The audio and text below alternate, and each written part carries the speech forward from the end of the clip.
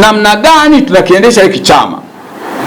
Chauma, kwa wanachauma wote, Chauma itajengwa na wanachauma pamoja na wapenzi wa Chauma. Tukiulizwa Chauma itajengwa na nani, si jibu letu ni kwamba Chauma itajengwa na sisi wenyewe, kwamba lazima viongozi na wanachama tuchangie chama. Tutaomba wadau wachangie, lakini tuanze na viongozi. Tulikubaliana tuna wabunge 3, tulikubaliana na wabunge wameshahidi watachangia, na tutaweka mkeka leo tuanza kuuona. Kwa hiyo kutakuwa na michango ya wabunge wako 3 watachangia. Michango ya viongozi wakuu tuko 5 kwa sasa. Tulikubaliana kila mmoja achangie, na kila mmoja atasema achangia kiasi gani. Tunao wajumbe wa kamati kuu, kila mmoja kwa mujibu wa halmashauri kuu amepangiwa kiwango cha kuchangia, na kuanzia leo tutachangia. Lakini kuna, nikisema wajumbe wa kamati kuu ni pamoja na wajumbe wa secretariat, ni wajumbe wa kamati kuu watachangia.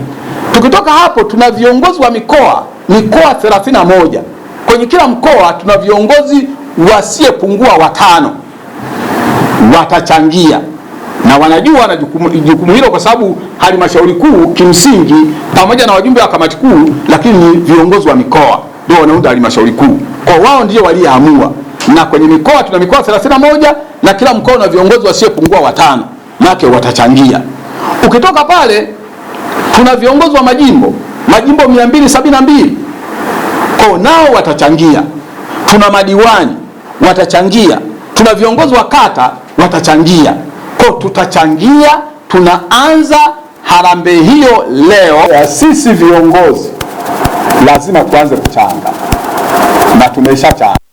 Sisi viongozi tunachanga.